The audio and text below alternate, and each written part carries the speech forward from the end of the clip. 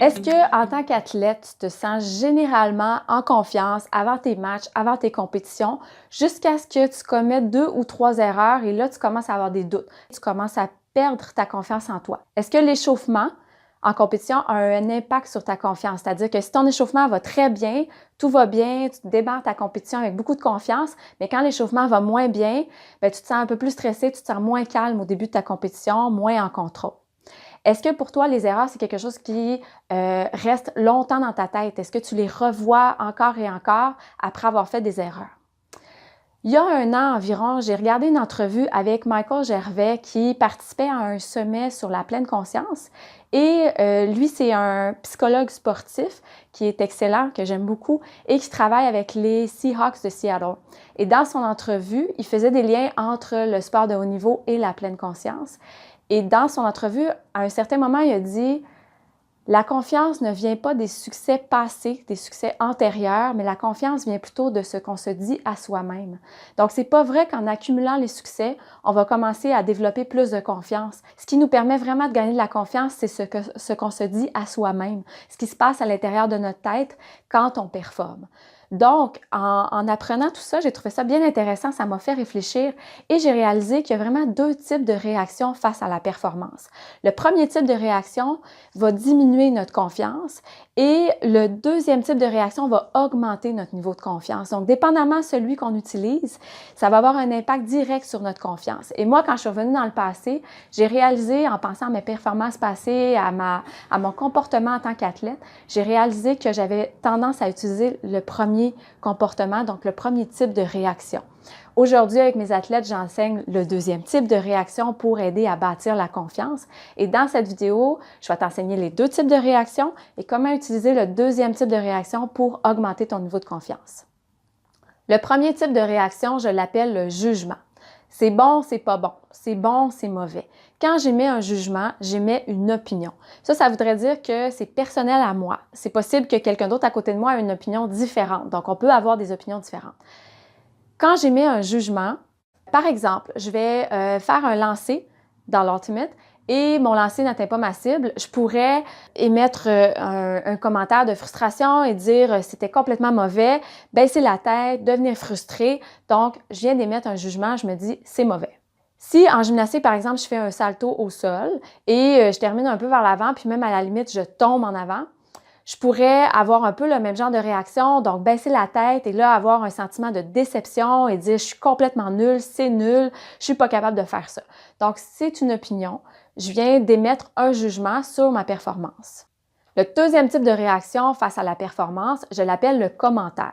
Le commentaire, il porte sur des faits. C'est le vrai ou le faux. Normalement, ça ne varie pas d'une personne à l'autre. On va généralement avoir le même genre de commentaire ou quand moi j'émets un commentaire, les gens sont généralement d'accord autour de moi. Par exemple, dans l'Ultimate, je viens de faire un lancer et je pourrais me dire « j'ai pas atteint ma cible, mon lancer était trop haut ». C'est un commentaire, c'est un fait.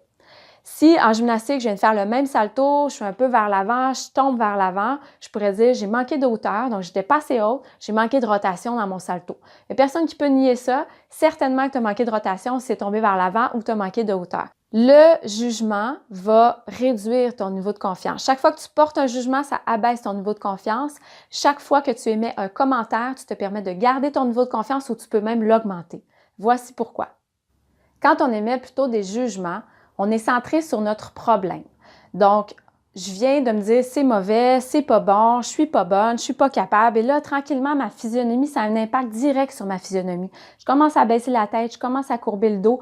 Et la physionomie a un lien direct avec mon mental. Donc, ma posture et ce que je pense et comment je me sens sont tous reliés. Donc, plus je me juge, plus je me tape sur la tête, plus ma physionomie se referme, plus ma physionomie se referme, plus je perds confiance. Donc, tout ça, ça va ensemble. Aussi, qu'est-ce qui arrive, c'est quand j'émets des jugements, je commence à m'identifier à mes jugements éventuellement, à identifier ma valeur à mes jugements, à relier tout ça. Donc, c'est-à-dire que si je me dis « c'est mauvais, c'est pas bon, je suis pas bonne, je suis pas capable », là, tranquillement, ça devient moi le problème. Donc, c'est plus nécessairement ma performance, mais ma valeur est reliée à ma performance. Et là, le sentiment d'échec commence à embarquer et j'ai l'impression d'être moi-même un échec. Quand j'émets plutôt des commentaires, j'ouvre la porte aux solutions. Donc là, je deviens plus centrée vers les solutions. Par exemple, si je parle de mon lancer qui était trop haut, en me disant mon lancer était trop haut, je réfléchis et là, je réalise que le vent était face à moi. Quand le vent est face à moi, ça fait que le disque va monter dans les airs. Donc, je dois lancer un disque qui est plus horizontal dans le vent si je veux pas qu'il monte trop haut. Donc là, tranquillement, je commence à trouver des solutions. Au niveau de la gymnastique, c'est la même chose. Si mon salto était pas assez haut, s'il n'a pas assez rotationné, en me disant ces choses-là, je peux commencer à me dire, ah, ben, si j'ai manqué de hauteur, c'est peut-être que mon point d'appui sur mon impulsion était derrière mon centre de gravité. Si j'ai manqué de rotation, c'est peut-être une question d'ouverture de hanche. J'ai peut-être pas assez ouvert les hanches ou j'ai manqué de vitesse sur mon ouverture de hanche.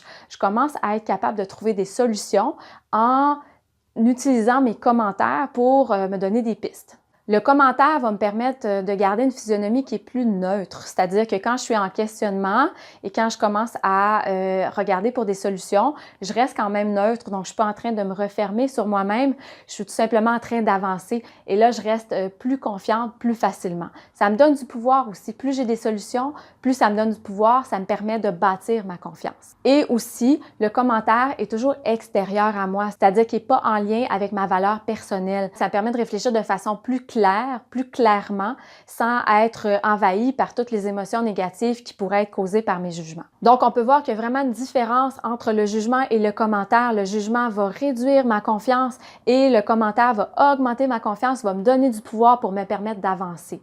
Donc, comment est-ce qu'on peut faire pour intégrer plus de commentaires? Si tu réalises en tant qu'athlète que tu as tendance à émettre beaucoup de jugement par rapport à ta performance, comment est-ce que tu pourrais faire pour intégrer davantage de commentaires?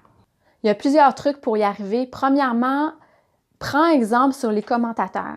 Donc, deviens un commentateur. Généralement, les commentateurs, ils ne devraient pas prendre parti. Donc, ils devraient rester neutres quand ils observent une performance.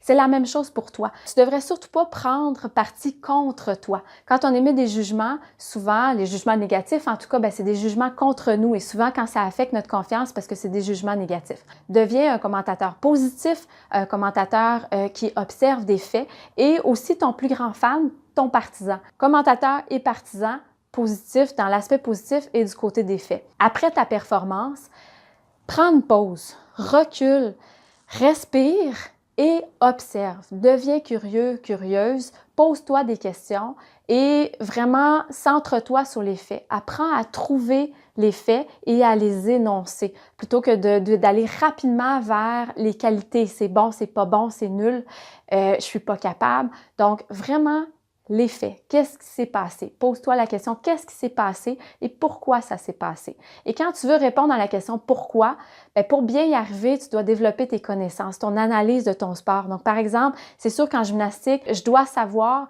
qu'est-ce qui est impliqué dans la rotation et dans la hauteur d'un salto si je veux être capable de répondre à ma question pourquoi j'ai manqué de rotation ou pourquoi j'ai manqué de hauteur. Je dois savoir les forces qui sont en jeu. Au niveau de l'ultimate, au niveau des lancers, c'est la même chose. Je dois être capable de savoir l'influence du vent sur un lancer, les forces biomécaniques qui sont impliquées dans mon lancer. Donc, plus je comprends mon sport, plus je suis capable de me centrer sur les faits et de plus en plus être en mode solution. Alors, j'espère que ma vidéo a pu t'aider à faire la distinction entre les jugements, les commentaires, à être capable de réaliser quel type de réaction tu adoptes le plus souvent face à ta performance. Et si mes conseils te sont utiles, aime la vidéo, partage, abonne-toi à ma chaîne et sur ce, on se dit à la prochaine.